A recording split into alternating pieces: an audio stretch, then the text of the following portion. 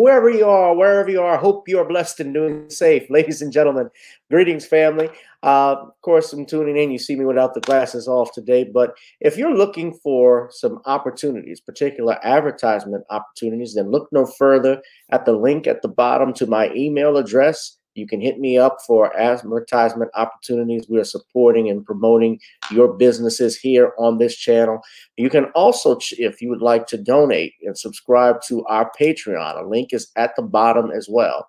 So you have multiple ways in which you can advertise with the platform by emailing me when we go on through our live stream. You also have access to premium content, those that want to see premium content that you will not find here on YouTube or Facebook or Twitter, as I am suspended probably by now.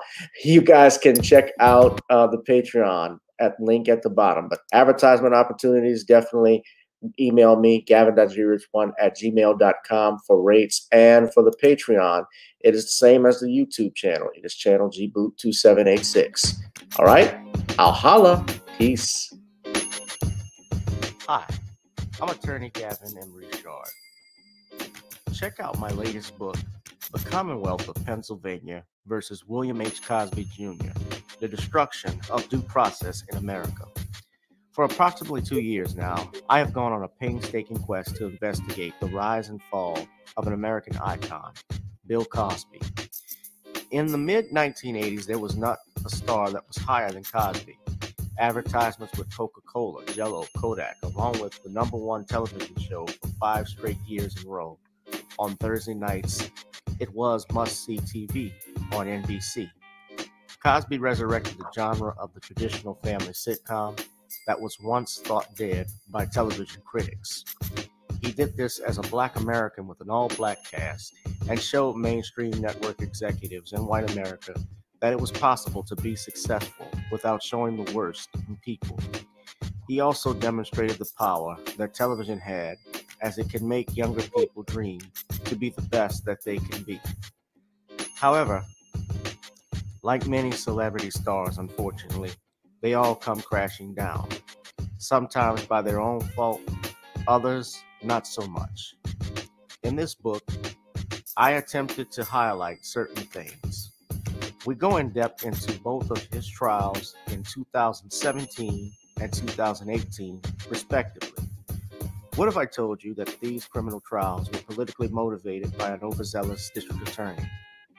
Will you also be shocked to learn the attacks on Mr. Cosby did not start in 2014, but also in the 90s, not long after his attempted quest to purchase a major network?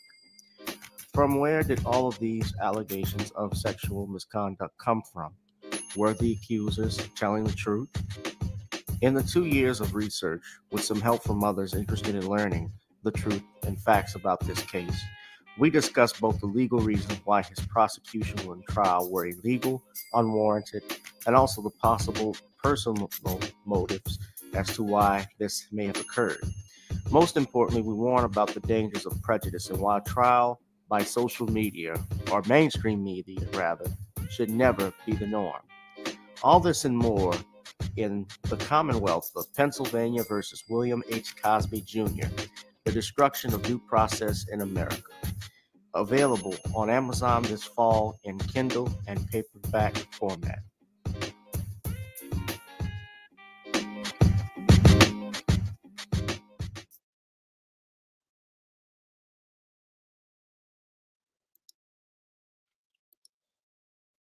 That was the trailer for The Commonwealth of Pennsylvania versus William H. Cosby Jr. That is available now on Amazon Kindle, ladies and gentlemen. Smash up the likes, smash up the likes, smash up the likes. Hit that like, share, and subscribe button, ladies and gentlemen. You are on the hottest live stream in YouTube and in the social media cosmos. This is Random Topic Thursdays, only on channel GBoo2786. Whoever you are, wherever you are, I hope you are blessed and doing safe. As always, we ask that you support and contribute to this channel at the links at the bottom if you would like to give a donation. Also, of course, you can purchase my book. There's another way that you can support this channel by going to Amazon Kindle. Go ahead and get that book on Kindle. It's actually easier. But also, we have other ways in which you can support by joining the Patreon as well as advertising on our channel. You can also order you some Creole seasoning blends to put on your food. Try it on chicken, meat, or fish. And all this goes great with every dish. Low salt content is perfect on everything. Sean loves it. Reverend Bishop Scott likes it, as well as my main man, Judge Joe Brown, because it goes good with the barbecue sauce. You sissified punks. Tonight on our channel, we discuss the following: LAPD under fire and the deaths of several black men. WWE reportedly sold to PIF Group in Saudi Arabia, and The Rock versus DC, a real wrestling match, ladies and gentlemen. All this and more tonight. Oh, Jaleel just texted me. I guess we can talk about this. We'll get started we'll talk about it in a minute, ladies and gentlemen. We got some breaking news I'll go ahead and get into. I got to confirm it if it's true. Wow, it is. Okay. We're going to get into it. I was going to play the music, but someone just put this in. This is a shocker. I'll just put what's up, family? Apologize for running a little bit late. I was actually in a meeting, and that's why you see me here today. You know, see with my clothes out.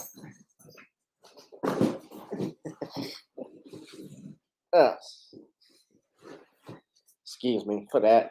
We're gonna bring in Sean James. What's up, brother Sean? I'm good, Gavin. How are you? All right. I was gonna play the music, but Jaleel just hit me with something that was a shocker. Now y'all know earlier today, Lisa Marie Presley was rushed to the hospital over cardiac arrest, and now I'm hearing that Lisa Marie Presley has reportedly died.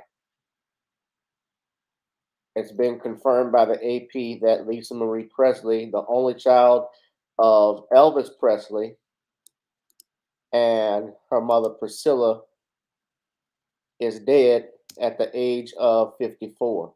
Now, if you tuned in Sunday to my broadcast, we had on, and I don't know if you called it, Sean, but we had on Todd Jackson, the nephew of Michael Jackson, and everybody knows that Lisa Marie Presley was married to Michael Jackson for a few years at one point, right? Yeah. So it's been confirmed, according to the Associated Press, Lisa Marie Presley is dead at the age of 54 after a hospitalization. According to out in West Hills, California, Presley died Thursday after being hospitalized earlier that day, her mother said in a statement. It is with a heavy heart that I must share the devastating news that my beautiful daughter, Lisa Marie, has left us. Priscilla Presley said in a statement Thursday evening, she was the most passionate, strong, and loving woman I have ever known. The announcement just came hours after Priscilla Presley had confirmed Lisa Marie Presley was rushed to the hospital earlier Thursday. Los Angeles County paramedics were dispatched at a Calabasas home at 10:37 a.m. following a report of a woman in full cardiac arrest, according to Craig Little, a spokesperson for the county's fire department. Property records indicate Presley was a resident at that address. Paramedics arrived about 6 minutes later, Little said. A subsequent statement from the Los Angeles County Sheriff's Department said paramedics performed CPR and determined the patient had signs of life before taking her to a hospital in nearby West Hills immediately. They say the city of Calabasas is nestled between the foothills of Santa Monica and the Santa Susana Mountains, about 30 miles northwest of downtown Los Angeles. Now, Presley was last seen at the Golden Globes on Tuesday, where she was on hand with her mother to celebrate Austin Butler for his performance of playing her father, Elvis. She actually called his performance, quote, mind-blowing during a red carpet interview with Entertainment Tonight. She stated, I really don't know what to do with myself after I saw it. I had to take like 5 days to process it because it was so incredible and spot on and just so authentic that, yeah, I can't even describe what it meant. So her death actually comes just a couple of days, Sean, after we celebrate the birthday of Elvis Presley, who I believe would have been, if he were alive, would have been 87 or 88 years old, something along those lines. But his birthday was January 8th. Now, Lisa Marie Presley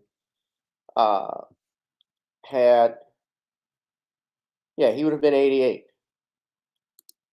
Now, Lisa Marie Presley was also married to Danny Keough, Nicolas Cage, and Michael Lockwood. We know who Nick Cage was the actor. Michael Lockwood is a music producer. And of course, we know the king of pop. Now, she had children of her own. Her daughter is an actress, Riley Keough. I don't know if I'm Kehoe. I'm sorry. That's the actual name. She was actually in Mad Max Fury Road, and she's also done a couple of shows. She was actually on The Girlfriend Diaries, which was on Stars, I believe. But she had 4 children. She's actually son on her side from her father, Elvis Presley. She is predeceased. She was preceded in death by her son, Benjamin Kehoe, who committed suicide in 2020. Presley is the mother of actor Riley Keough and twin daughters. So it's shocking to see something like that, especially she's young. And we're seeing a lot of people having heart issues. The brother that was on the play for the Buffalo Bills, who went into full cardiac arrest, and now this heart disease, heart attack, they're no joke. Although a cardiac arrest is not a heart attack, but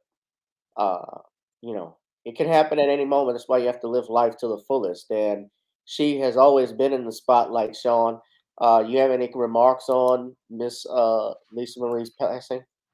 Well, I'm sorry to hear about the passing of Lisa Marie Presley. I mean, she was taken from us at a very young age, and it's a shock to a lot of people.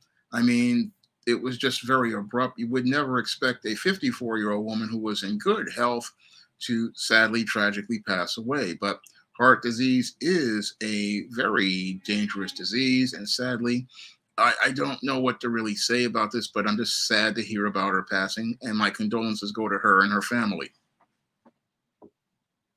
Yeah. I always wondered if she was married to Michael, why they didn't have children. And it's my understanding Michael wanted the kids, but she didn't. For whatever reason. Maybe because she had children already. That could have been it. Didn't want to raise more, but I think she had some after Michael. And Michael, my understanding, really looked out for those kids, that family, like he was. But I know this for a fact. When Michael married Lisa Marie Presley, a lot of people, certain people, let's just say in a dominant society, were not happy about it. Even Priscilla Presley. You remember that? Yeah. Priscilla had Presley had nothing but bad things to say about Michael.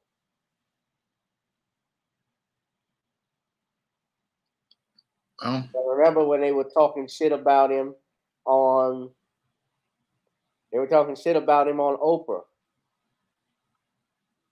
that's sad Remember to that? hear. I want the copyright Marriage strike. Well, to Michael Jackson. Of your daughter's marriage to Michael Jackson. fair use. Concerned and suspicious. From the beginning? Yes. How did you hear about it? Well, Michael had called me when I was working on Dallas at the time, and he had called me and wanted to get together for dinner. And he said, why don't you bring Lisa with you? And I went, really?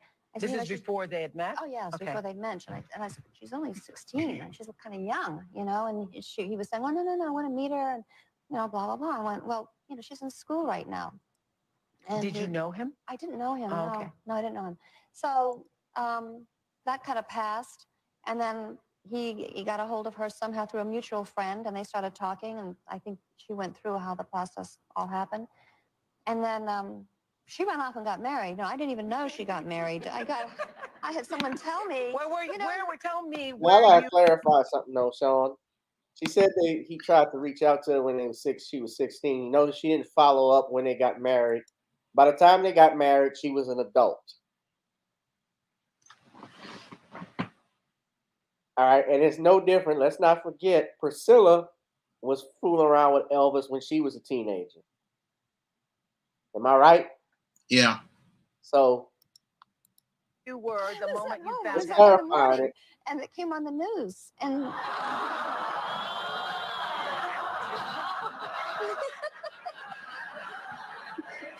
someone came in and said Lisa got married. And I said, no, she did not get married. They said, who did she marry? And I said, Michael Jackson. And you said, I said, no way, she wouldn't do that to me. Not again. You did that with Danny almost too. I did it with Danny too. This is a bad habit I was in at the time. She called me the day she was getting married and Mom, said, I'm married. I gotta go. I'll see you later. You're gonna come here for the ceremony. I'm only inviting you. And I went, oh my God, that was to Danny. And I had to rush over, for the ceremony. And that was a shock. And then she married Michael, and I denied that. I said, there's no way she would do that to me. And sure enough, it was on the news, and I heard it again. Helicopters above your house. And there was helicopters all over my home, trying to see if she was coming over or if they'd be around or what I would do, or drown myself in the pool. I was, oh my God. So she calls me and she goes, I hate to do this to you, Mom, but I'm married. I was in a state of shock. No, that's not what happened, actually. That is what happened. No. You called me and you said, well, God, Elvis' helicopter family. above the house. They're saying you married Michael Jackson. And then I was silent. That's true. You sure said she was silent, yeah. Lisa, you didn't. That was what happened. All right. So I asked her yesterday, did she think she was used? Do you think she was used? I told you that it was hot. It is hot. It is a little bit hot here. No. I do. There's something very calculating and manipulative about, how he does things. And couldn't help. I mean, there's Graceland, there's, Neverland. Mm-hmm. There's a whole, thread that goes into I'm what gonna he tell does. y'all something. Let me stop here. I saw somebody left a comment saying,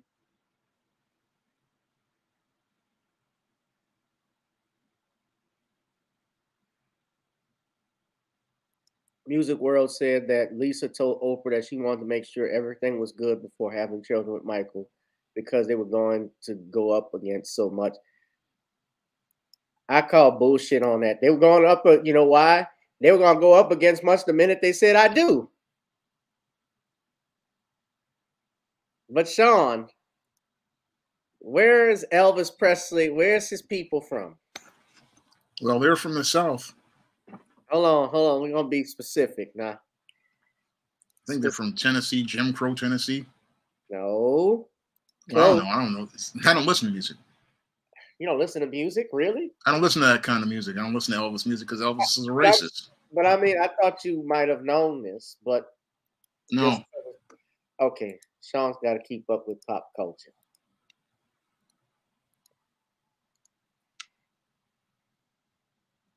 Oh, he's from Mississippi. Uh-huh. Still Jim Crow era. So The Jim Crow era. And Michael, now here's the thing. Michael Jackson owned what was called, now she's heard that she said he thought she was being manipulated, right? Now, Elvis is from Mississippi. He was born in Tupelo, Mississippi, same place as Mudbone. Richard Pryor's Mudbone. Now, Tupelo is, come here, boy. I go back yonder. Remember that? But Tupelo, Mississippi. But here's the thing. This is the Sony. I talked to you when I was talking with Taj. We talked about this. This is the Sony ATV catalog. Publishing. Now, I want you to understand something because with legally dying, I want y'all to understand a couple of things that happened that was significant. ATV Music in 1981, sometime in the 80s, Michael was collaborating with Paul McCartney on several things, especially on the Thriller album. They did The Girl Is Mine, right?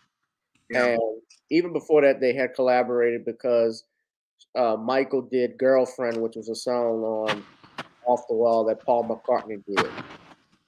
But Jackson bought the ATV catalog in 1985.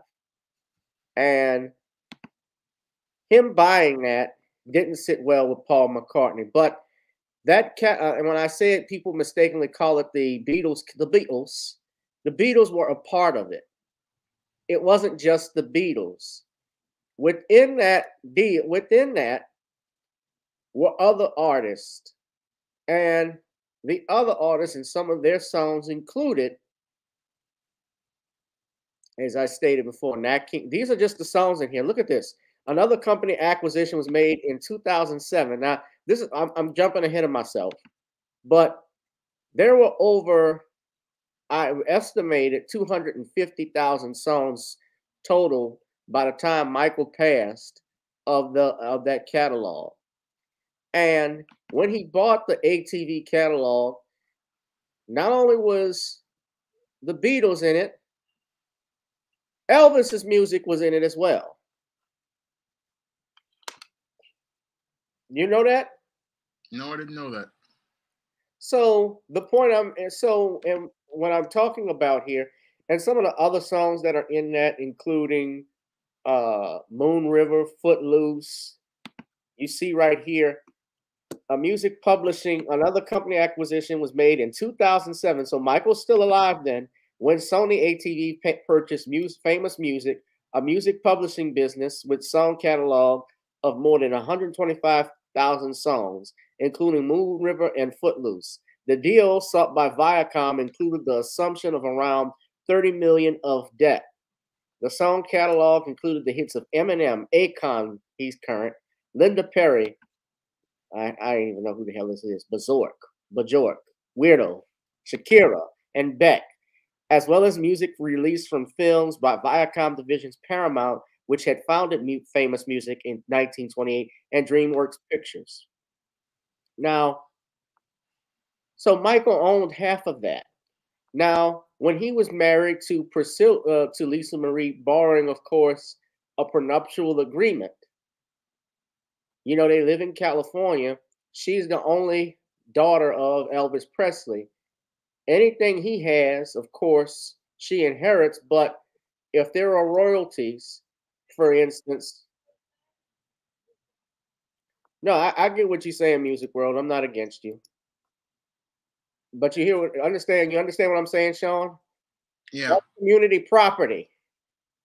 So Michael has 50, of course, in community property, anything acquired during the marriage, the spouses own in their own right. But you bring that to the community, barring a prenup. Now, they did have a prenup, but what was in it? Because if she's getting royalties from her father's music, his movies, or anything like that, Michael is getting a percentage of that. And that is not including what else Michael owned. And Sony ATV is the largest music publisher in the world with over 5 million songs owned. They also acquired a stake in with Michael Jackson's estate to purchase his share for around 750 million. But from what I've heard, Jackson estate, they retain ownership of Michael's My Jack Music, which also holds the rights to his songs and master recordings. But honestly, I think Michael, I still think 750 million, while that sounds a lot, it actually could have gotten more than that, because when I spoke with Tom has stated, claimed the song catalog was worth between 4 and 5 billion. You get what I'm saying? Yeah. Okay. Hold on a second. I know we're gonna move on, and we gotta move on. But do you have any more to say? What do you think about this, Sean? I don't really know what to say really about this. I don't really have much to say about it because I don't really know that much about music. Okay, but understand, with music publishing, it's very lucrative. Elvis is in here. These are the artists. Yeah. These are the artists. Seven Aurelius, 40 Below Summer, 50 Cent. Sounds like Michael would have been very wealthy from all of the publishing. In assets. So when we talk, a lot of people don't understand music publishing. But basically, when you're a music publisher, because I know something about it, being that I'm into music, is that you essentially are responsible for the licensing of your artist's music. So when they want to put it in commercials, when they want to put it in movies, they have to talk to the music publisher, right? Yeah. Okay. I'm sorry. So they have to get the rights from the publisher in order to use it. They got to get the rights from the publisher and the songwriters, and the publisher ensures the songwriters gets paid, and he gets a percentage as well. So, for instance, if they took the song, let's take a Beatles song like "Yesterday." That's one of the most recorded songs of all time, actually. If they wanted to put it, they put "Yesterday" in the Mr. Bean movie. I remember some years back. I don't know if you remember Mr. Bean, but I'm just thinking of that casually. But in order to get that into the film, they would have had to have talked to Michael, and Paul McCartney, of course, would have gotten a percentage of it, and John Lennon, although John is dead, so it would have been Yoko Ono, right? Yeah. So all the songs in 2007, Sony ATV, I'm looking at the timeline just on Billboard, just a clip of it. They own the publishing catalogs of Jerry Leiber and Mike Stoller. Jerry Leiber and Mike Stoller are some of the most prolific songwriters in history, brothers and sisters. If you look right here, they wrote all of the songs for Elvis Presley. They wrote Stand By Me with Benny King. That's one of the wealthiest songs of all time.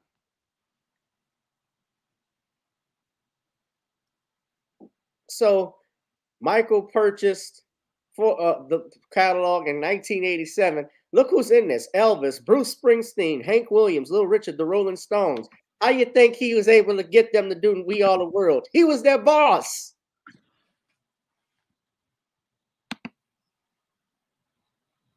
He was the boss. Bruce Springsteen calls himself the boss, but Michael was the king.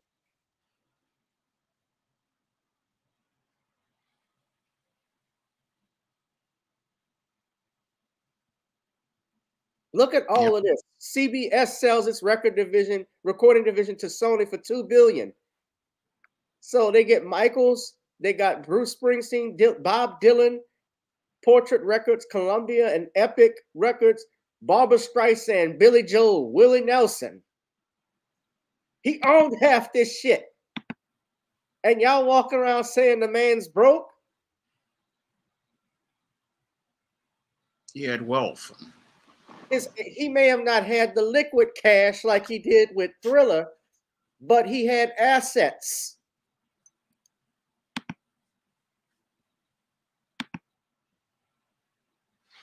The Christmas song, you know that? Chestnuts roasting on an open fire. He owns that too. I knew Mel, you know Mel Torme and Bob Well. Mel Torme was a jazz singer. Mel Torme made like that song, Chestnuts, is worth like $35 million. He could have retired just off of that. When he was alive, he called it his annuity. And he was Jewish. Most of the Christmas songs are written by Jewish artists, songwriters. A lot of people don't know that. The wealthiest song of all time, the best-selling single of all time is White Christmas, Irving Berlin. His real name was Israel Bailin from Russia. So not only do they have themselves a merry little Christmas, they have a wonderful Hanukkah. Sean. Oh, I don't want to get canceled. Yeah, a very happy holiday because they've got plenty of money. Yeah. I was amazed by how many Jewish songwriters wrote like songs like Silver Bells, Rudolph the Red-Nosed Reindeer. I mean, they're deceased, but guess what? Their children, their descendants are going to be set for life. So I was just looking at that, and then when you listen to Priscilla talking shit about Mike, it bothered me. Well, I just see it as the apple not falling far from the tree, because your Elvis was a racist and his children would be racist. And that's possibly why she didn't want to have children with Michael, because she wanted to go out here and keep her white hegemony in her family. You know, I would hate to believe that it was only for one thing, whether it be to maintain his popularity or to be associated somehow to her and her father. I really don't want to go there with that. But go ahead, go there. It's hard for me to believe that, you know, that people do that. I mean, and she's not really surprised. lovable. So I do believe that. Now, interesting thing, I talked with Scott Ross. Scott Ross was a private investigator for Mariah Carey. Is not Jewish, but I said most of the Christmas songs. I didn't say that All I Want for Christmas Is You. She co-wrote that with Walter A. I think he check and see if he's Jewish. Walter, yeah, and he was disputing that story about how All I Want for Christmas came out, but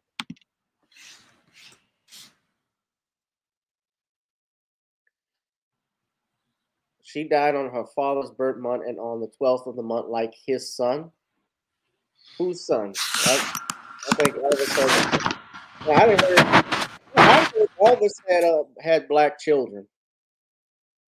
That's the rumor. Brother Ron Hurd actually did an interview with a guy who knew about Elvis's black daughter. I don't know how true it is, but it wouldn't surprise me. Strom Thurmond had black children.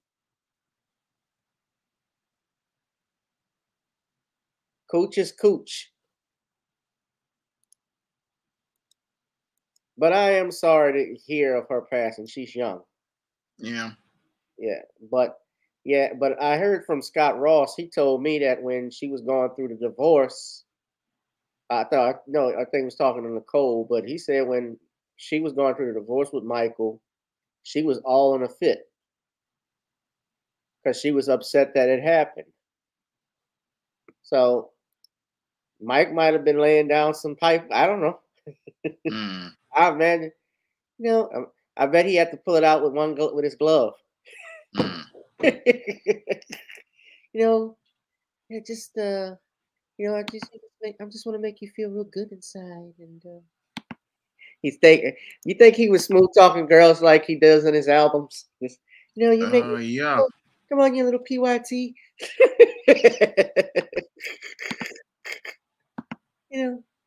Because on stage Michael was just. I should have done the impression for Taj, but I didn't. I do this for the children of the world. I love you, and I want you all to believe in me. As soon as he gets on stage, sing around with my big dog. Sing around with your big dog.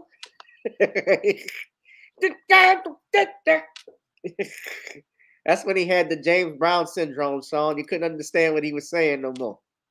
Yeah. All right, we're gonna move on, but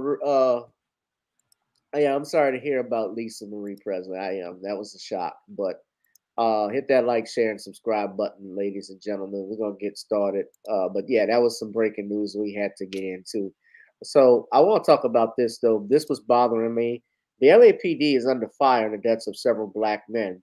One in particular is involving a gentleman by the name of Keenan Anderson. Now, to set that up, the LAPD has released body camera footage of three incidents that have occurred where use of force was used on several black men. But the one with Keenan Anderson is the one that has been trending and getting a lot of attention. Now, I'm going to play the video from news, I believe it was KTLA 5. It's fair use. This is for commentary. Then I'm going to play another video from Fox 11 regarding Mr. Anderson's death. Now, I got to warn you, I don't think that they show the videos in their entirety.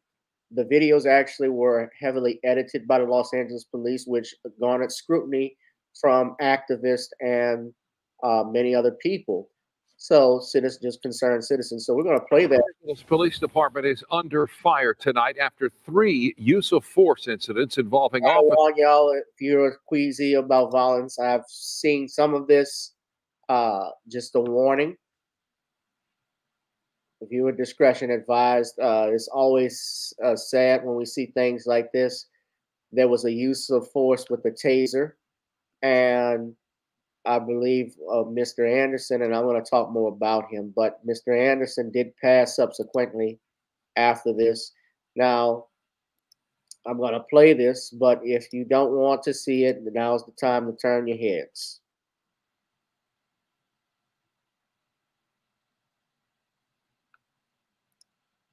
Officers in which the suspects died. All 3 incidents happening in the first 3 days of the new year. Tonight, Chief Michael Moore has released video footage of all 3 incidents. And he's promising a full investigation. KTLA 5's Mary Beth McDade joins us live in Hollywood with the story. MB. Yeah, Mike and Chair, well, the police chief says that he released these videos so that people can see what happened. And he says that both the department and the city need to work together to come up with more effective solutions when dealing with substance abuse and mental health. Hey, I need you to relax. Hey, don't grab anything. Hey, come here. Hey, relax. Relax. 3 deadly officer-involved shootings within the first 3 days of the new year. Chief Michael Moore says, in an effort to be transparent and show the families what happened, he released the body cam videos of those incidents. Don't do all that. The first involved 35-year-old Takar Smith. Officers were called to a home by a woman who had a restraining order against him. Officers tried for several minutes to coax him outside to talk. Come here, come here, come here. Leave the chair, leave the chair. Moore says Smith was non-compliant and eventually grabbed a butcher knife. He says officers responded with non-lethal force using a taser and pepper spray. Mr. Smith momentarily dropped the knife and fell to the kitchen floor, following the use of the taser and the OC spray. However, after a few seconds, Mr. Smith rose to his knees and rearmed himself with the knife, raising that knife above his head. He says this resulted in officers firing at Smith. A second incident involved 31-year-old Keenan Anderson. Who's trying to kill you? I had a stunt today. An officer found Anderson acting erratically in the street after he had apparently been involved in a felony hit and run, and then allegedly tried to get into another person's car in order to steal it. Police say he tried to flee on foot. They caught up to him, tried to physically detain him, and then used a taser several times. He was taken to a hospital and for some reason died 4 hours later. The chief says tests revealed Anderson had cocaine and cannabis in his system. Although initial reports indicate narcotic consumption, more information is needed from the coroner's office before cause of death. In the third incident, Moore says officers responded to calls of a man later identified as 35-year-old Oscar Sanchez throwing metal objects at a car and threatened one driver with a knife. They apparently found him on the second story of a nearby residence, where officers tried to establish communication with him for several minutes. And Moore says when officers approached him inside, he went at them with a makeshift spear. By officers' account, Sanchez is observed holding a 2.5-foot long metal makeshift spear and advanced towards the officers. An officer-involved shooting occurred. Moore says in these 3 cases, it appears that the individuals were either mentally ill or on substances or both. As a society, we do not have resources to take care of and treat those suffering from mental illness and addiction. This frequently leaves law enforcement to answer these calls.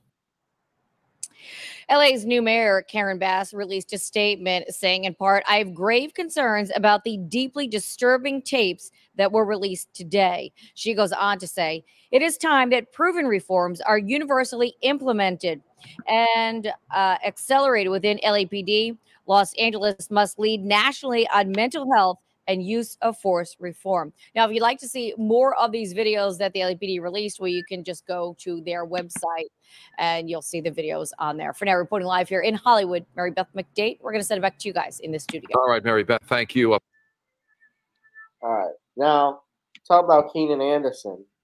There's some more information that a lot of you all may not all be aware of. Now, Keenan Anderson, who was in that second video, he later died in a hospital after being tased by police. However, what a lot of people don't know is that he was tased, and they didn't say this in the video, over 6 times, which is a violation of LAPD policy. Now, the other thing that this might have been a mental health episode, I believe with all of them, there was some type of mental health issues. I've said this before, and I said this time and time again, guys. The police department's job is not to deal with a mental health issue. Their job is to see if a crime's been committed and to arrest that suspect or neutralize it, or him, I should say. And they, of course, you heard them mention about drug use being involved, but the bottom line is this is the part where they will try, and of course we're waiting for all facts to come out. I want to point that out, but it's not uncommon for them to try and blame the victim, as you know, right, Sean? Yeah. They look for being tasered. Black Lives Matter co-founder Patrisse Cullors claims that her the interesting thing is Mr. Anderson is the cousin of Patrisse Cullors, who is a co-founder of Black Lives Matter. Now, I don't know for a fact. I did listen, and I believe Patrisse Cullors did give a statement. I don't know if she's in this video. I don't know for a fact, but we're going to play it, and this is fair use again. And after the video's over, of course, Sean, we always love to get your take on this. Tragic, you know, even though these are tragic situations. Cousin Keenan Anderson died in the custody of LAPD officers. Hold on! Get down! Get down! Please, sir, please don't do this! Please don't do this, sir! Please! Help me, please! You know what? Help me, please! No, please help me! Help me, please! Please, please! Please! Please! Outrage brewing over this police confrontation. LAPD officers tase a man they say ran away and resisted. He later died. Now new details are emerging. Phil Schuman is live in downtown LA with the very latest. Phil? Well, 3 men actually died the first week of January after calls for help to the LAPD, 2 by police gunfire. And then that individual you just saw, his name was Keenan Anderson. He died after being tased. Police released the body cam video, a critical incident video, they call it. They edit the video. We have further condensed it for time. This is the afternoon of January 3rd in Venice. Get off to the side here! Get on the street! Hey, stop right there! Please don't do this! Please don't do this, sir! Please!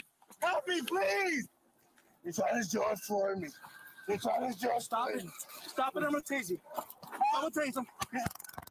They're trying to kill me. They're trying to kill me. After that, Keenan Anderson was transported by paramedics to a hospital where, according to police, he died 4 hours later. A still undefined medical emergency is how police put it. There has been no official cause of death yet released by the coroner. That is pending. We did speak with Chief Michael Moore about all of this afternoon. He said initial tox screens of Anderson showed positive for cocaine and cannabis. This is a photo of the young man who died. 31 years old. Anderson from Los Angeles, an English teacher, father of a young boy, recently engaged. He had just relocated to Washington, D.C., was apparently back home to pick up some belongings for his moves. Keenan's relatives quite clearly claim police killed him. Black Lives Matter LA's Melina Abdullah spoke outside police headquarters. I want to uplift that when the life of Keenan Anderson was stolen, it's the life of someone who loved his child and loved his aunties and loved his cousins and loved his family, but was also loved by a classroom full of 10th grade Black children who no longer have their teacher. Now, again, Police Chief Michael Moore spoke about this incident earlier this afternoon. He said that Anderson was exhibiting erratic behavior after he caused a traffic accident, that he was tased not once, not twice, but 6 times, which in general terms is a violation of LAPD policy. This is some of what Moore had to say. In my preliminary review of this incident, it's unclear what that role of that taser was. Clear. It's dependent on the totality of our investigative resources, but also the medical records from the hospital, as well as the coroner's report and their formal and forensic level examination. As this investigation continues, however, I will pay close attention to the use of the taser. Now, Alex and Christine, you remember from so many stories in the past, normally that body cam footage is released about 45 days after the incident. Moore recognizes, of course, the intense community interest in not just Anderson deaths, but the deaths of a man named Takar Smith. Oscar Sanchez released that edited video this afternoon within days of the incident. The taser, it's effective about 50% of the time, and all officers carry them as a less than lethal alternative. Reporting live downtown, I'm Phil Schuman, Fox 11 News. You don't often hear about 6 times being tasered. Phil, thank you. LA Mayor Karen Bass put out a statement tonight saying in part, quote, no matter what these investigations determine, however, the need for urgent change is clear. We must reduce the use of force overall, and I have absolutely no tolerance for excessive force. All right. We've seen that. Sean, your thoughts obviously on this. My brother died. They say he died several hours at the hospital due to cardiac arrest. You shocked the man 6 times. That's voltage going into his body. Now, don't know, and of course that's a chopped up video, but I'm assuming, let's assume he's handcuffed. You got another problem there if you're still shocking him. Yeah. Well, I am sad to hear about the passing of these 3 Black men at the hands of law enforcement. And I'm deeply saddened because in the aftermath of George Floyd, it looks like your law enforcement is getting back to business as usual, going out here and profiling and targeting Black men. And it looks like they're going out here and using excessive force. It's like nothing really changed after the conviction of your Derek Chauvin. And we've got officers going back to business as usual, believing they can go out here and use excessive force on Black men. Because when I look at this whole situation with the young man who got tased 6 times, that's excessive force, because you've got an individual, you're shocking him 6 times with a taser, again, violation of policy as related to your own police department. And you go out here and do this because you think you can get away with it as related to him being a Black man. But this whole situation, when I look at it from a critical perspective, is troubling because it's showing me that even though Black folks turned up in 2020, your white supremacists want to turn back the clock to before the uprisings of 2020.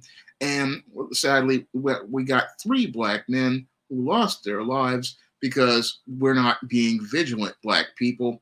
And when we're not vigilant, what they do is try to go and turn the clock back like this, using excessive force. I mean, the tasering of this young man, again, a teacher who was out here just looking to go out here and move out of this area to another area. And as he tried to go and get some things, he wound up losing his life. And again, because we have law enforcement trying to turn back the clock, and trying to really turn the clock all the way back to the pre-Rodney King days, because this really looks bad for your LAPD. Now, as I see it, you know, your law enforcement shouldn't be handling mental health situations. You need other types of officers to deal with these situations who are trained to deal with mental health. And this is another problem that we have, because your Ronald Reagan decimated our mental health system, and we really need to start building a new mental health system to deal with all of the people who are having mental health issues. And we need professionals to deal with this mental health situation, because with this law enforcement dealing with it, people are losing their lives and they're suffering as a result. Well, and let me say, he was supposedly he was involved in a felony hit and run. But even being that as it may, you handcuff, if he did break the law, I can understand seizing him, handcuffing him. I'm well aware of criminal procedure. I understand that. But afterwards, subsequently, this is not something where a person should have lost their life, which is the issue of what happened here. And he may very well have had drugs in his system. And he may have been high. Maybe that could have contributed in part to what happened. But you shocked him 6 times. And I'm pretty sure, I'm not a doctor, but I think being shocked with electric volts, and I don't know how much, but I'm pretty sure it was enough. If you did it 6 or 7 times, it's enough to cause significant damage.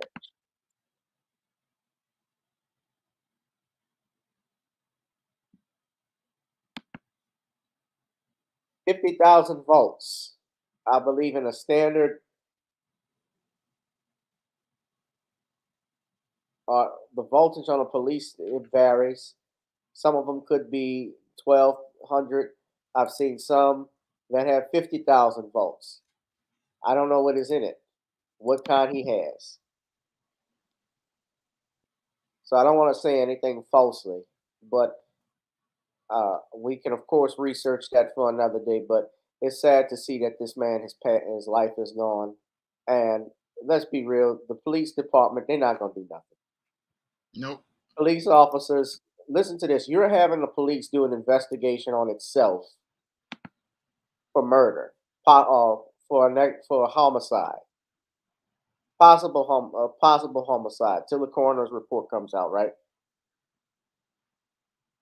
Of several officers that were involved.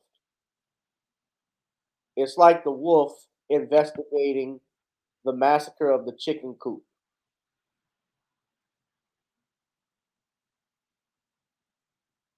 The dog investigating. It's like sending a dog to the chicken coop. I said wolf. A wolf trying to investigate who slaughtered the sheep. Am I right? That's what it is. But we're gonna keep monitoring that story. Rest in power to that brother. I hope that we get some answers. There's some clarity with that, because he didn't deserve that. Now, the next thing I want to talk about, this is some lighter news. Sean, you've done videos about this. This stuff between The Rock versus DCU. Now, how many of you've seen Black Adam, I'm sure, Sean? I have. You did a video on it. Am I right? Yes, I have. You do a video on it. Now, most of you, some of you who may not know it or do know it, but I assume you're familiar, obviously, with the DCU. It's obviously been going up against DC. Yeah, I was listening to your video on this. DCU, of course, it's rivaled only with Marvel Comics, who's obviously, in complete honesty, has no rival. And your Rock, Dwayne "The Rock" Johnson. This film had been heavily promoted, Black Adam, which is based off the comic book character who's an anti-hero, right? Yeah. Or villain, if you want to look at it either way. But it's a spinoff of Shazam, which I think is DCU's most successful film, critically and commercially, in my opinion. Black Adam, the movie was released back in October last year, and it grossed over $393 million worldwide in total. But the budget was estimated to be between 190 to 260 million, which they have listed as a bomb because they're talking about recouping its total cost after marketing and distribution. With some estimates, Pete, that it has been labeled in certain publications as a bomb, even though to us, when you look at 395 million compared to 190 to 260 million, that's actually not bad, but they're factoring in advertisement, marketing, because that costs millions to spend.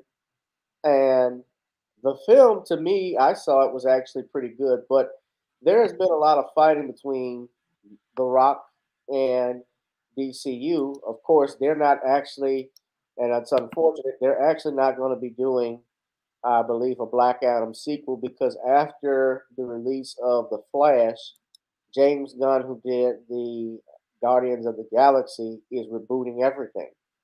So you're not even going to have Henry Cavill coming back as Superman. Unfortunately, it looks like we won't get that Batman Beyond movie with Michael Keaton although he will be in The Flash, which would be cool. I would just see it for nostalgic purposes, Yeah. just to see that. But they even canceled the Batgirl film. They just canceled it because it didn't get the audience response, and they actually wanted to save money. But DCU really doesn't know what the fuck. It's in my excuse, my friend. They don't know what the hell they're doing. It looks like because they're ignoring what the fans and people want. They have piss poor writing. The Justice League film, the Zack Snyder version, actually was pretty good. It probably would have been better if they did a limited release on live, on HBO Max in different episodes, if they wanted to really make it a hit. But they put it out in films. When they put the film out and released what it was over three. It wouldn't have done good at the box office anyway, just off the length of the time, because it was a 3-hour film. But The Rock versus Warner Brothers.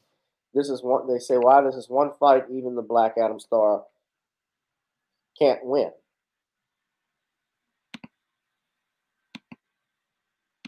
So he does. They say here now as they continue to create a DCU slate. Dwayne Johnson has somewhat uncharacteristically gone on the defense, clearly pushing Black Adam as a bigger hit than what it was, in an effort to make a sequel and various spin-offs of reality. Various spin-offs of reality. He's created an interesting narrative on social media, and one that, if those movies don't happen, will likely see Gunn and Safran blamed for not delivering the promised Hawkman. For example, even though the reason for it not becoming a reality would be down to all-important box office receipts.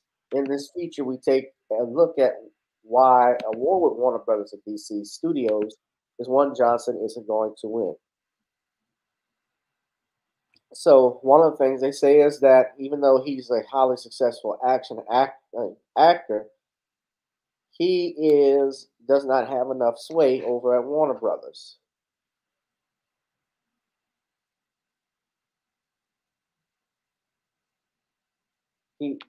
Black Adam only opened, according to Comic Book Movie, to $67 million.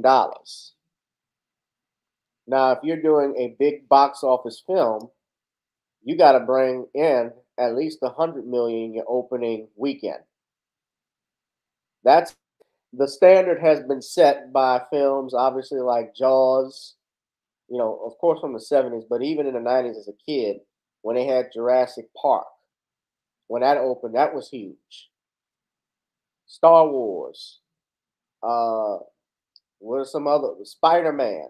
If we're just going to stick with superheroes, the Spider-Man original Sam Raimi series. Remember when that came out in 2002, right, Sean? Remember that one? I was at the theater. I was there too. I thought Tobey Maguire was pretty damn good. Thought he was the best Spider-Man. in its opening day, like for instance, let me just tell you about Spider-Man.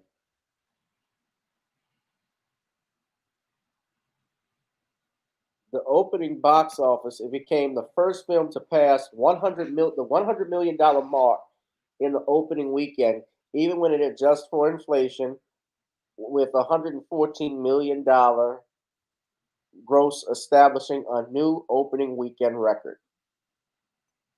The gross surpassed the previous record holders, Harry Potter and the Sorcerer's Stone. Now, bear in mind, here's another problem, I think, with Black Adam. They released the film in the fall. Obviously, they wouldn't want to release it in the summer because what happened in the summer and they had to deal with. And I think this was a factor too, Sean. You had Top Gun Maverick, the biggest grossing movie of the year. But is this, and now I'm going to go back and read, but this, it says it here, you can look. This is how much it made at the box, Spider-Man made at the box office. So you got to bring in these receipts. Now this was for Sony, $114 million, $114,844,116. That's a lot of money for 3 days.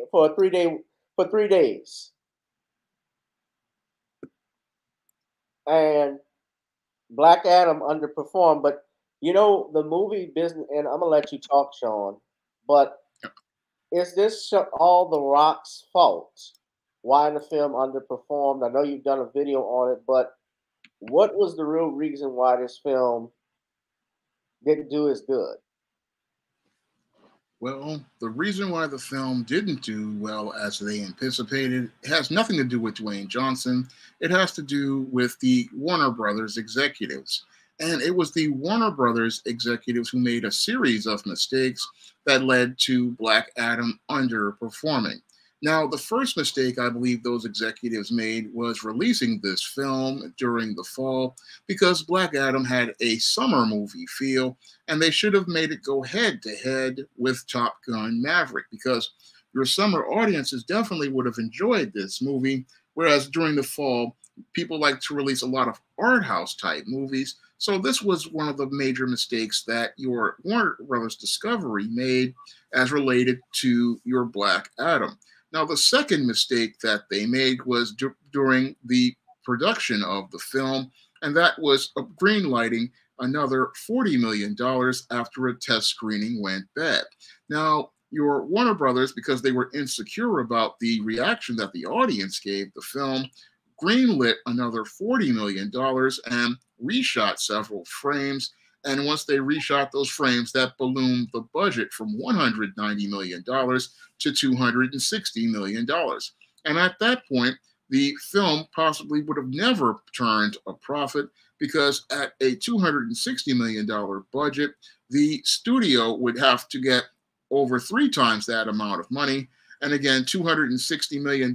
So they would have to make close to $800 million just to break even.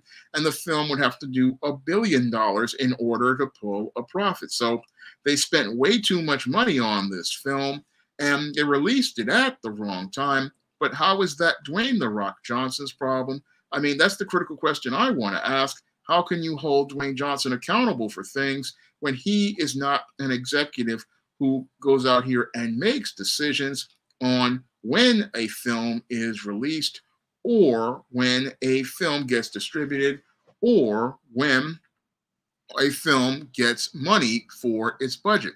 These are things that Dwayne Johnson has absolutely no control over.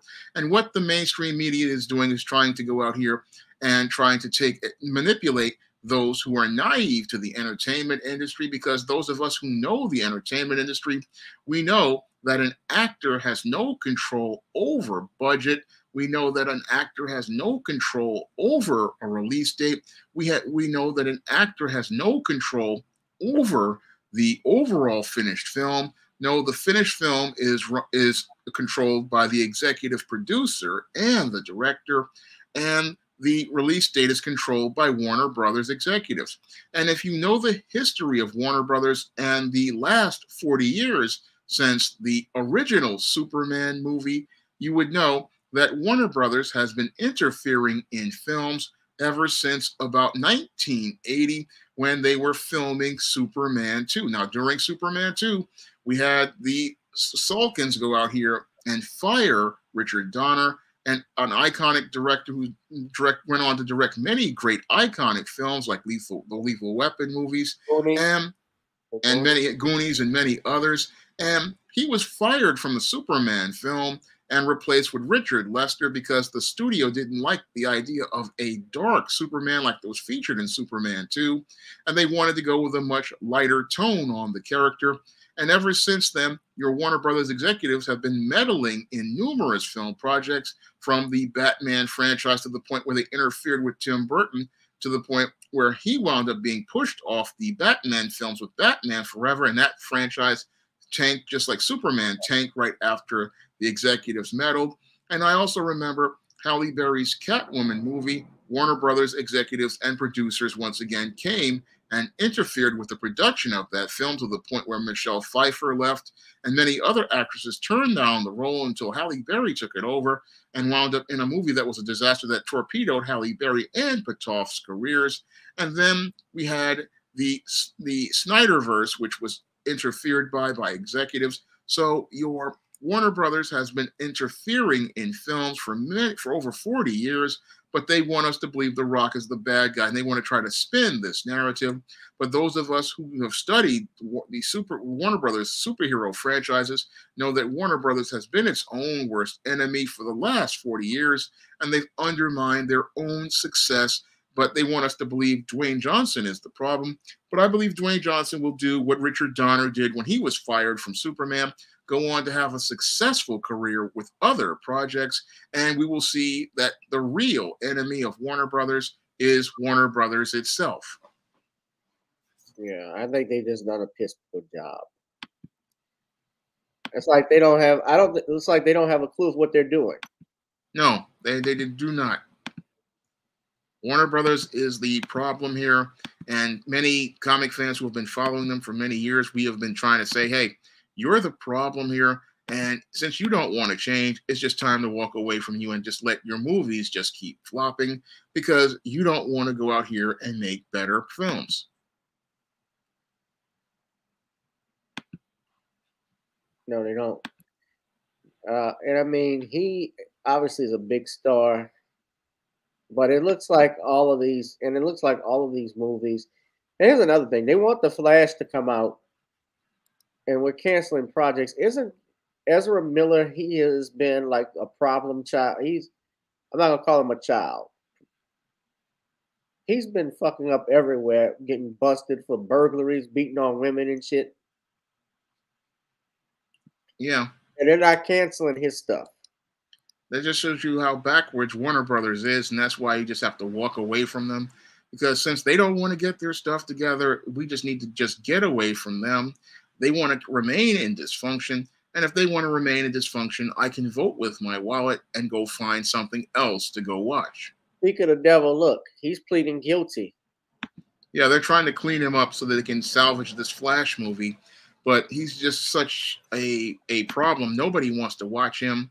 So it doesn't matter what they do at this point. It would be cheaper to just scrap this film, but they'd rather go ahead with this film, even though they say it's so good in the test screenings. But I just don't want to see this guy because he's just a loser. Well, let me ask you, when we talk about not seeing films, what about the other actors and actresses who unfortunately are part of that? Aren't we punishing them who had nothing to do with his behavior?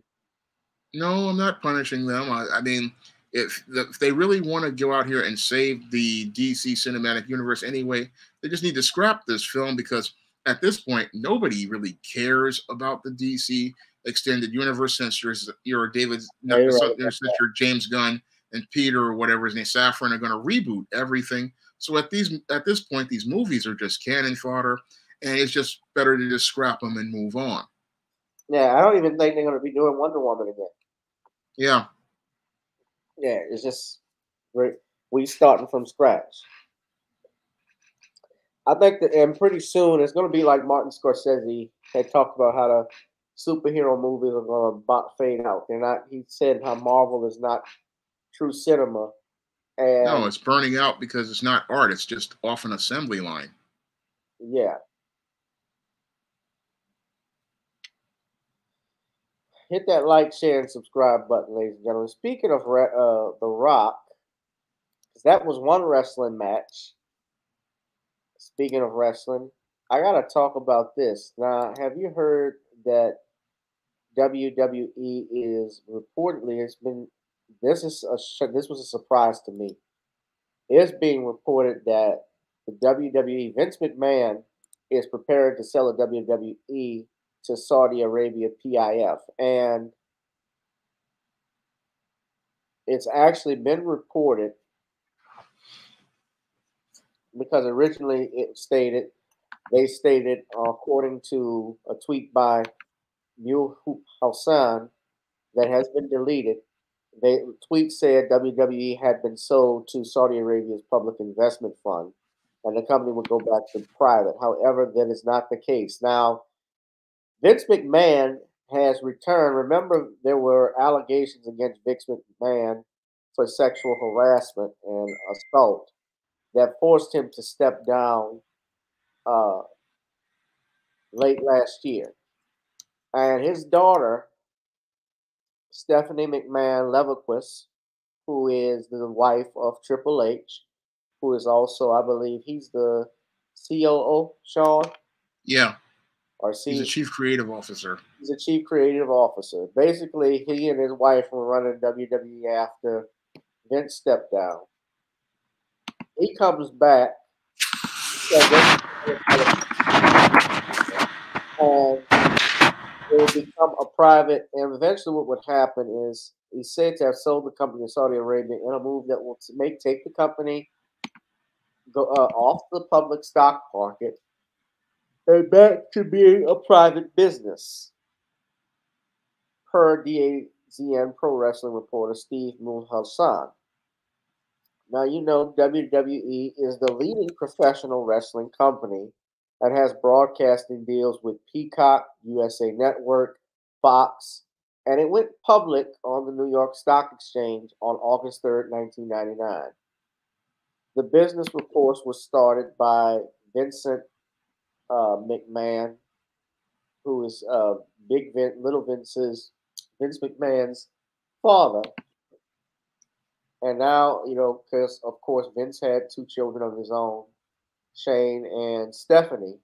And I believe Shane has nothing to do with it, but Stephanie was running it. And I thought Stephanie would run it after her father, would get it after her father passes, but he's come back prepared to sell us. Now, it has not been official that it has been sold, but him coming back in the role of chairman was, I think, a surprise to all, because last year it was reported he had paid almost $12 million in hush money to various women to cover up claims of sexual misconduct and infidelity. It was initially reported that McMahon allegedly had paid $3 million in hush money to a woman he was having an affair with. And McMahon stepped down from his role as chief executive officer of WWE while the board continued its investigation. But you got Stephanie McMahon, who steps down. She said, about 8 months ago, I took a leave of absence within a few weeks, unexpectedly had the opportunity of a lifetime. I had the privilege to return as the co-CEO and chairman of the board of WWE. I cannot put how proud I am to have led what I consider to be the greatest company in the world, working alongside a remarkable leadership team and one of the strongest executives I have known in my co-CEO, Nick Khan. Our founder, Vince McMahon, has returned as executive chair and is leading an exciting process regarding strategic alternatives. And with Nick's leadership and Paul Triple H Levesque, am I pronouncing it right? Levesque as chief content. He's a chief content officer. Sean, I am confident WWE is the perfect place to continue to provide unparalleled creative content and drive the maximum value for shareholders. WWE is such a strong position that I've decided to return to my leave and take it one step further with my official resignation. I look forward to cheering on WWE from the other side of the business where I started when I was a little kid as a pure fan. I will always remain dedicated to WWE. I truly love our company, our employee, our superstars, and our fans. And I am grateful to all of our partners. Thank you for everything. Then, now, forever together, Steph. All right, Sean. First off, Vince McMahon coming back. This is what happens when we say when it's black people, you go to jail, you get fired. White people accused of something, they're just merely taking a break. You get transferred. What did you think of this? What do you think of this, Sean? Yeah, what I think of this is that this is the classic boomer who just cannot let go of whatever they have. I mean, this is the case of I'm going to get mine, screw you. And that's what Vince McMahon is doing right now. He wants to go out here and get his and get back at all of those people who he had to go out here and force him out of the company. And he wants to screw them once he gets all of his money from the Saudis. So basically what your Vince McMahon wants to do is he's doing the classic boomer move because your boomers, they're just so selfish and it's all about them going out here and getting theirs and screwing everybody else.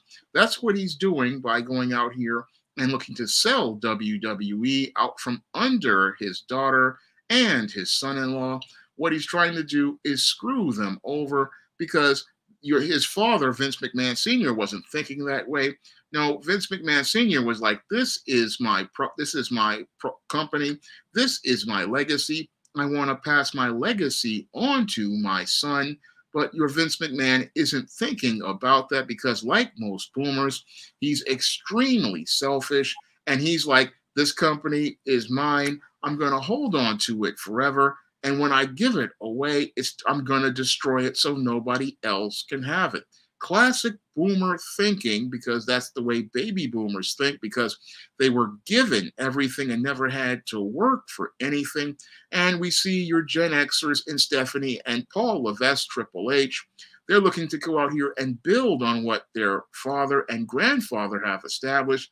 Unfortunately, you've got a boomer in the middle going out here looking to sabotage things so that they could go off, get their money right off into the sunset, and then leave the company to just fall into somebody else's hands and then fall into oblivion. As long as they get theirs, they don't care who they screw over. And that's really the saddest part about this, is that Vince McMahon isn't thinking about his family. He's not thinking about his legacy. But this is par for the course with boomers. They never think about the next generation. And when I look at this whole situation with the WWE, it's really not going the way Vince thought it was. He's getting sued, one. And two, on social media, many wrestling fans say that if Vince comes back, what they will do is abandon the product. So he's basically doing what boomers do, running something into the ground, because he doesn't feel that it will be good unless he's there, not understanding that when you have a company, once you get to a certain age, you're supposed to prepare somebody to take over. And then once they take over, then you can go off and retire because you've passed your legacy on to the next generation. But again, boomers, they have a fear of their own mortality. And because they have a fear of their own mortality, what they do is go out here and look to hold on to something until they destroy it.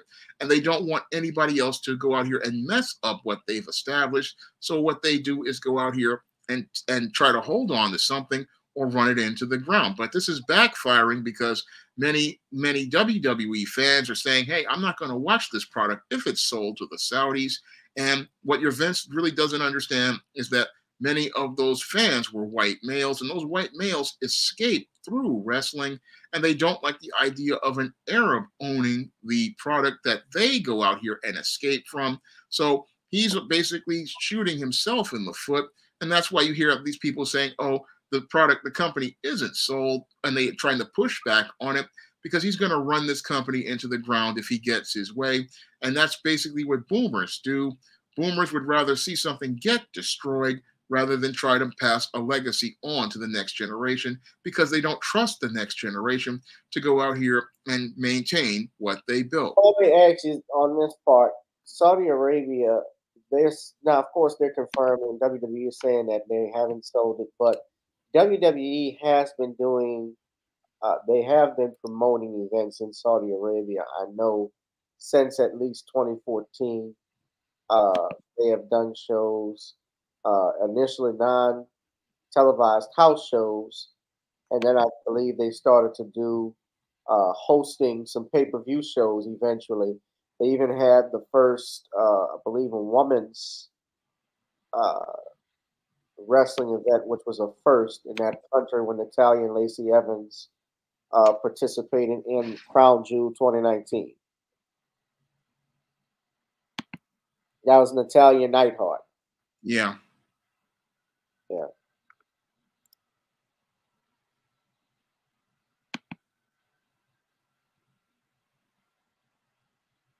But what do you think? Okay, so Sean, let me ask you,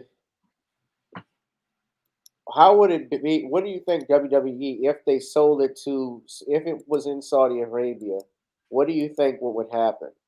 Like, how do you think the country would? You think WWE would fall apart? I think it would fall apart because there's no vision. They're not visionaries for wrestling. I mean, in order to run a wrestling organization, you have to understand how the business works. You need somebody who knows how to go out here and train wrestlers. You need somebody who knows how to develop characters.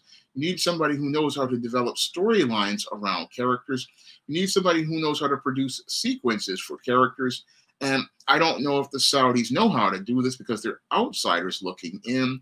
And what you're going to get is a poorly booked product that's not really well put together because you don't have craftspeople who can go out here and know how to go out here and book a wrestling show, because booking a wrestling show is a challenge because you have to go out here and be able to structure your card with your bottom card wrestlers, your mid card wrestlers, and your main event wrestlers, and make it where it flows into a story sequence and a story.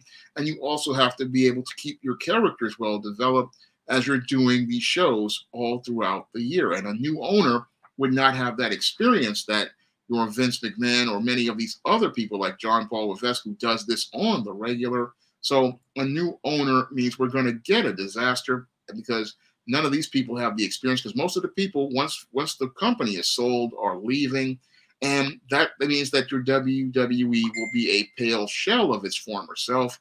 And that's why everybody's fighting to keep the company as it is. Because when your Vince McMahon comes back, he's basically going to run this company so far into the ground with a new owner, because you're not going to have the talent. They're going to be trying to get a learning curve on trying to learn how the business works. And all of that is going to lead to a disaster as related to the overall product, which will decline in quality. I think it's going to be bad even for the women. Yeah. The women are just going to be taken off of TV. Yeah, they're going to be taken off TV. Even though they did that wrestling match, they made that exception because it was Vince McMahon. But yeah, if I control it, that ain't going to happen. It'd be a disaster because you don't have experienced people. You know, they're going to have them. They probably would have the women wearing robes. Yeah. Up everything. Yeah. It's just not going to work. But I mean, they did have Natalya and Lacey do that wrestling match, but that was just an exception in your eyes?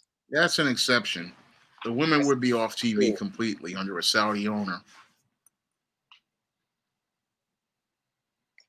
You know who was one of my favorite wrestlers? I think she's still with WWE. Is Tamina?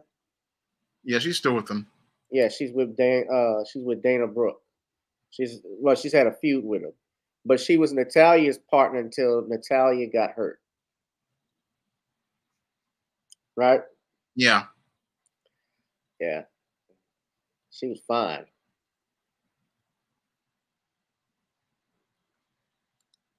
Whew.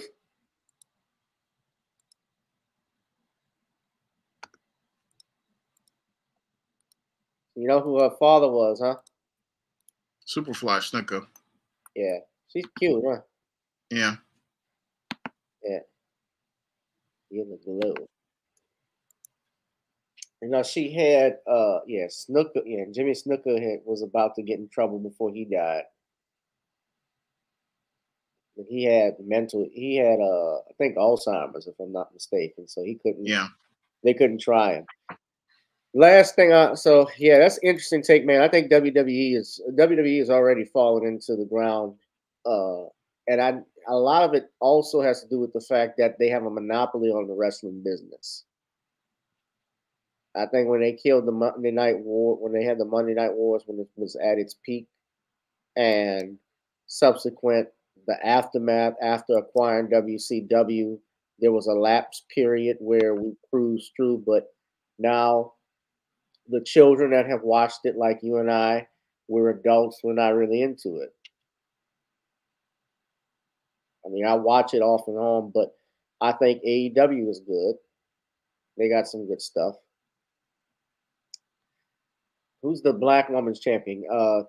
Cage? Jade Cargill. Jade Cargill? Oh, yeah. She's at washboard abs. Kevin Wienerbun says Vince McMahon is gay.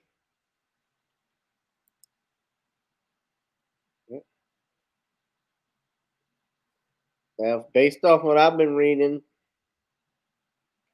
Gabe Herson leading him straight to some. If he is gay, they leading him straight to coochie. Forcibly, it looks like. I want some breast. In the Vince McMahon voice. Welcome to WrestleMania 3. Last thing I want to talk about, Sean, hit that like, share, and subscribe button, y'all. This is a funny thing to talk about. Have you heard this story, y'all, that's going on in Tennessee? This police officer that was having some sexcapades with her colleagues during, no wonder why crime was up. They were getting their freak on in that office. Out in Laverne County in Tennessee, Laverne, Tennessee, which is a suburb in Nashville, they had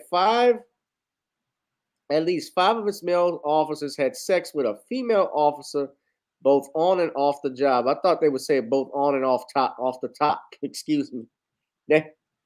This story literally freaked me out. Let me just play the article from. Let's just play it from. I gotta laugh at this. This literally Community Service Award just back in August. Let's rewind it, Sean.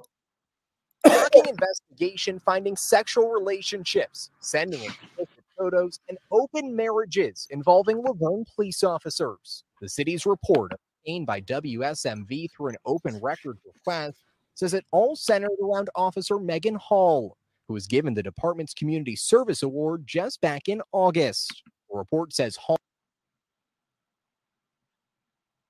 Hey, she was doing it for the community. Had unreported sexual relationships with 6 other officers, some of which happened while at work. The report also mentions a Girls Gone Wild type party on the houseboat of Laverne FOP President Eric Statz.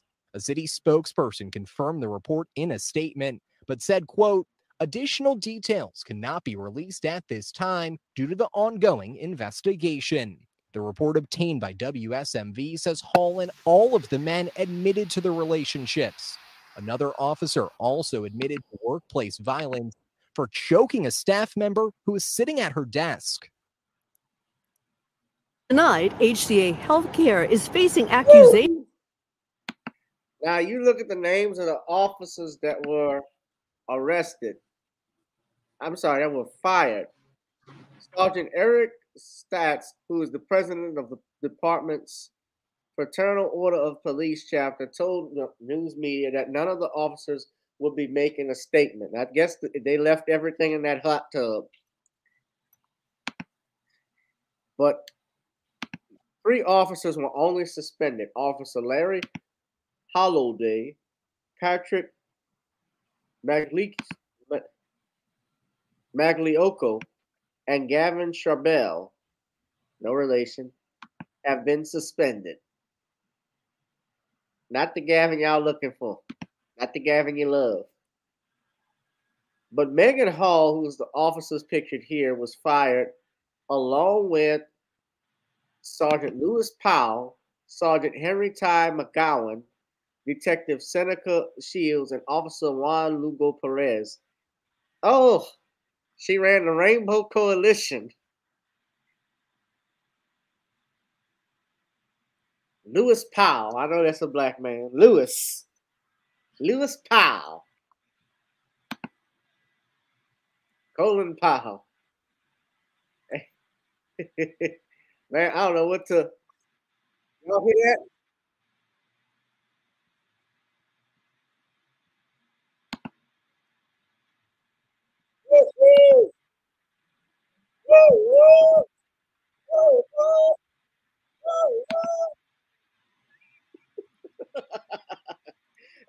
You heard that? Did you hear it, Sean? Yeah.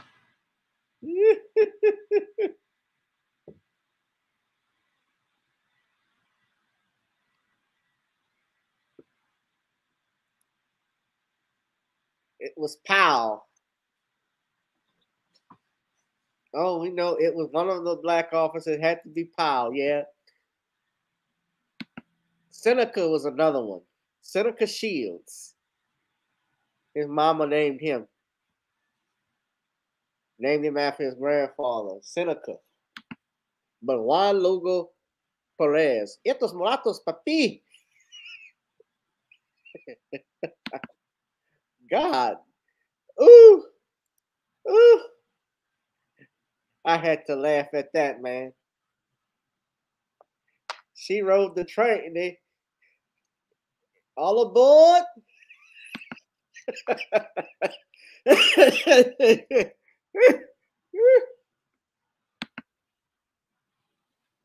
God.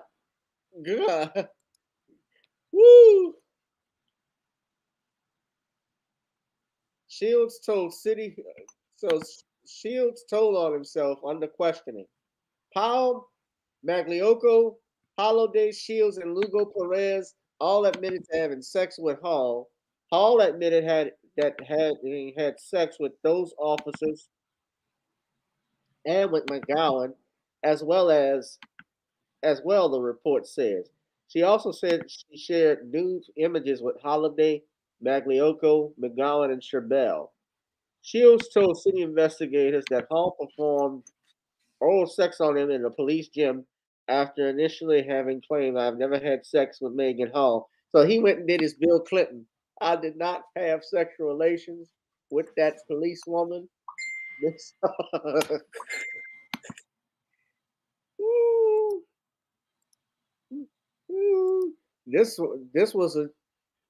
woman had her own depot. She had a trade depot. God, this was bad, huh? Yep.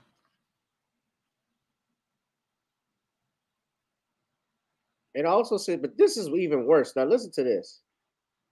Powell admitted he initially denied having sex with her, but he later admitted in a report that he too engaged in oral sex with Hall on duty in a police substation.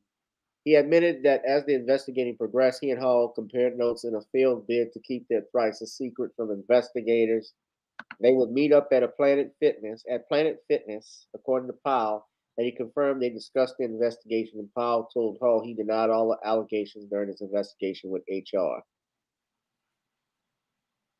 But Magliocco also told investigators that in addition to having sex with Hall, she proposed doing things with him and his wife. She even dry fired her gun at her head so she could hear what it sounded like. Damn, so she didn't really need to be on a job doing that shit. She got mental issues.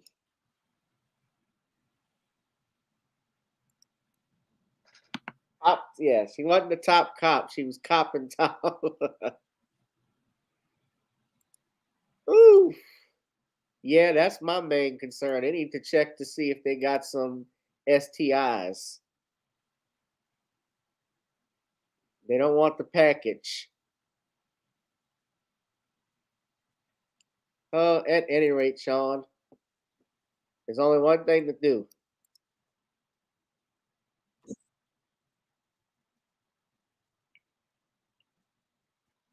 Yep. Well, those guys should have read Stop Simping in the Workplace.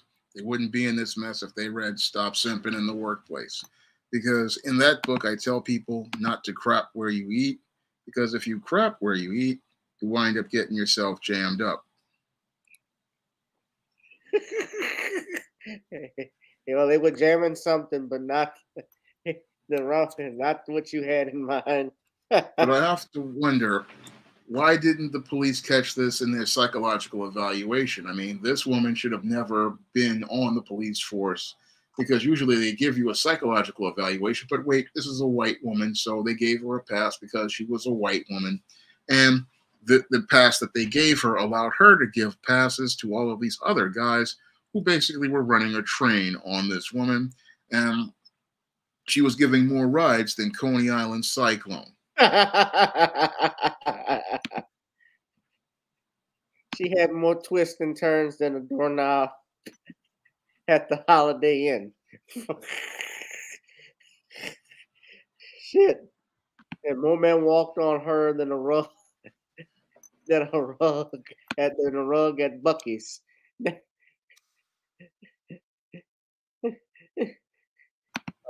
She's what I call a bust down. Busted down, broken down, worn out, but unfit for duty as an officer in law enforcement. Was everyone handcuffed? Yeah, I wonder if she used the baton in any of the. Yeah. Taser. This was insane. This was terrible. All right, hit that like, share, and subscribe button.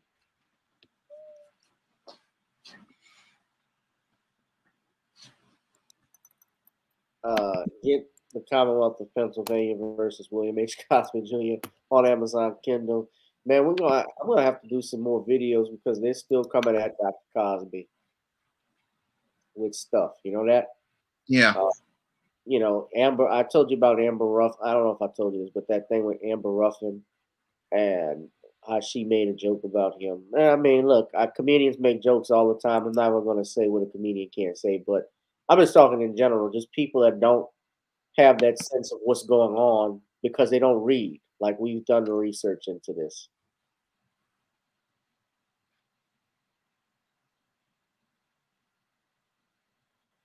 Oh, thank you, Kid Gravity. I think I should have had more than that. We should have about 5,000. We should have about 10. I should have about 10,000 subscribers by now, Sean.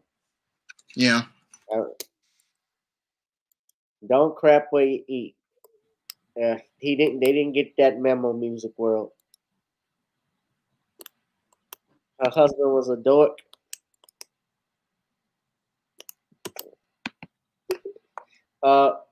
Sean, what's your live stream tomorrow going to be about? Well, my live stream tomorrow night, since it's Friday the 13th, is going to be a goth live stream, and I'm going to be talking about the fetishization of women in the goth subculture. So if you want to be there on Friday, we're going to have a goth live stream. We're going to be talking about the fetishization of women in the goth subculture.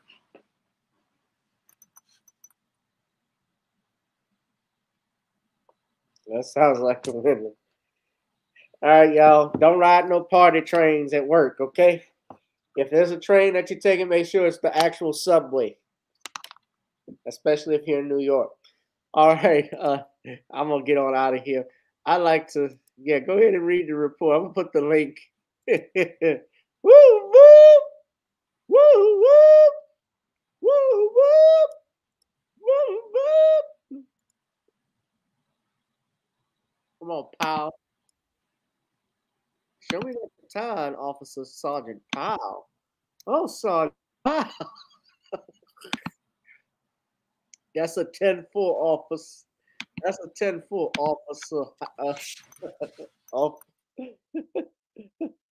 He gave her the big 10-4.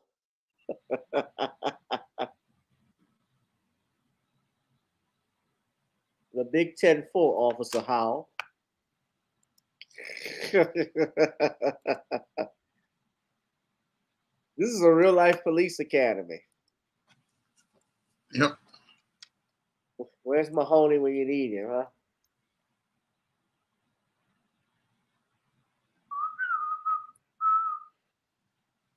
Where is he when you need him?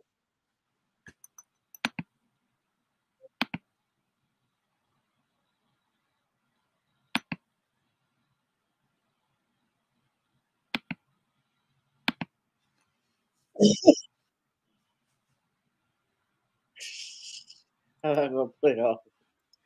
But all right, brother.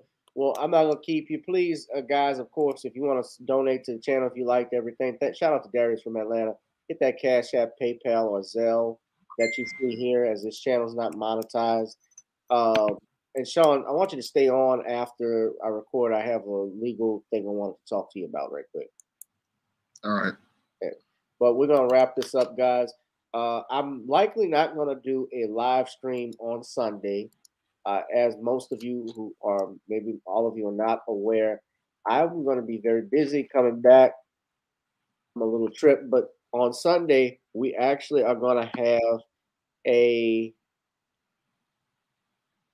live. I'm going to be performing this Sunday at Super Stand Up, Sunday 4 at 6:30. You all, if you're in the New Orleans area, I want you to come out, fam. I want you to support, buy a ticket to the 6:30 show. We're going to have at least 21 comics or better. And we're talk for 3 shows one night. It's a bunch of comedians at 6:30 shows, 8 o'clock and 9:30. I'm doing 6:30. And we're going to be in blocks doing about 8 minutes of stand-up. I want y'all to be there or be square, ladies and gentlemen. But you're not going to be square because you're going to be there. That's at Comedy House NOLA, 609 Fulton Street in New Orleans. Come on out, buy a ticket, guys. It's going to be a great night, Sean. So, yeah, y'all come on out to that. And I don't have any much more to say. Of course, you can buy our Creole Seasoning blends. We're going to wrap this up. Since I didn't play the song coming in because it was, obviously breaking news that we discovered, we're going to go ahead and do it right now. So I need everybody to get on up. We've gotten on down. Now it's time to get on up with my single. You can get on iTunes and Amazon, ladies and gentlemen. All right, Sean. Just stay on for me afterwards. But everybody, we love y'all. Have a good one. All right. Good night. All right. Girl, come on. Gotta dance to the beat. Because on the dance floor is where we'll be right back. Show me what you got.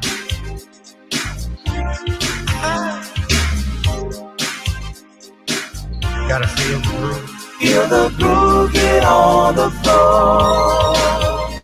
Get on the. Right now the party's wasted. There's nothing much to do. But once the groove gets started, tell me, what do you have to lose? Just look into my eyes, girl, as we glide across the room. And what to my surprise now, the beat takes hold of you. Now if you're feeling like I'm feeling, so come on baby, let's start dealing. Time to get this party started. Ain't no time for the broken hearted. When the rhythm takes hold of you, there's only one thing left to do. Cause the beat is really moving. Time to feel your body moving. Gotta get on up and move your body. Cause when the beat is moving, it's time to feel your body moving. Gotta get on up and shake something. Feel the groove, get on the floor. Get on the. Tell the dispatch, rock steady in the mood. Put on earth, wind, and fire. Tonight we're gonna groove. Show me how you do the four corners. Electric slide or two. Hit the bus stop or do the bunny hop, baby. It's really up to you. Now if you're feeling like I'm feeling, so come on baby, let's start dealing. Time to get this party started. Ain't no time for the broken hearted. When the rhythm takes hold of you, there's only one thing left to do. Cause the beat is really grooving. Time to get your body moving. Gotta get on up and move your body. Cause when the beat is really grooving, it's time to feel your body moving. Gotta get on up and shake something. Feel the groove, get on the floor. Get on the Now, 2020 hasn't been the best year of all times. We've been dealing with death, the pandemic, racism, bad policing, and all the bad rhymes. But like Uncle Snoop once said, if you're breathing, you're achieving. So if you're ready, I need you all to get on up. Are you ready? And 2, and 3, and 4. Get your butt on the dance floor. 5 and 6 and 8. This jam we appreciate. We're gonna slide and step on the beat. On the dance floor is where we'll be. Feel the groove, get on the floor. Get on up and move your body. Cause when the beat is really grooving, it's time to feel your body moving. Gotta get on up and shake something. Feel the groove, get on the floor. Get on up, baby. Yeah, gotta get on up. Come on, baby, gotta get on up, baby. Feel the groove, get on the floor. Get on up.